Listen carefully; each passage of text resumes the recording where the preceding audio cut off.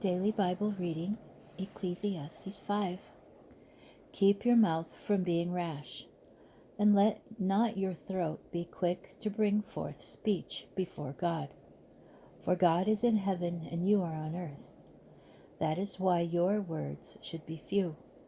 Just as dreams come with much brooding, so does foolish utterance come with much speech. When you make a vow to God, do not delay to fulfill it, for he has no pleasure in fools. What you vow, fulfill. It is better not to vow at all than to vow and not fulfill. Don't let your mouth bring you into disfavor, and don't plead before the messenger that it was an error. But fear God, else God may be angered by your talk and destroy your possessions. For much dreaming leads to futility and to superfluous talk. If you see in a province oppression of the poor and suppression of right and justice, don't wonder at the fact.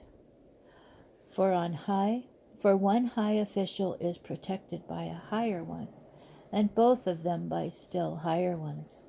Thus the greatest advantage in all the land is this: he controls a field that is cultivated. A lover of money never has his fill of money, nor a lover of wealth his fill of income. That too is futile. As his substance increases, so do those who consume it. What then does the success of its owner amount to but feasting his eyes? A worker's sleep is sweet, whether he has much or little to eat, but the rich man's abundance doesn't let him sleep.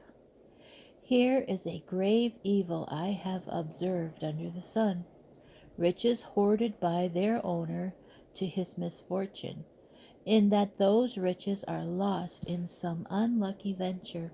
If he begets a son, he has nothing in hand. Another grave evil is this: he must depart just as he came out of his mother's womb, so must he depart at last, naked as he came. He can take nothing of his wealth to carry with him. So what is the good of his toiling for the wind? Besides, all his days he eats in darkness with much vexation and grief and anger. Only this I have found is a real good, that one should eat and drink and get pleasure with all the gains he makes under the sun, during the numbered days of life that God has given him, for that is his portion. Also, whenever a man is given riches and property by God, and is also permitted by him to enjoy them, and to take his portion and get pleasure for his gains, that is a gift of God. For such a man will not brood much over the days of his life, because God keeps him busy enjoying himself.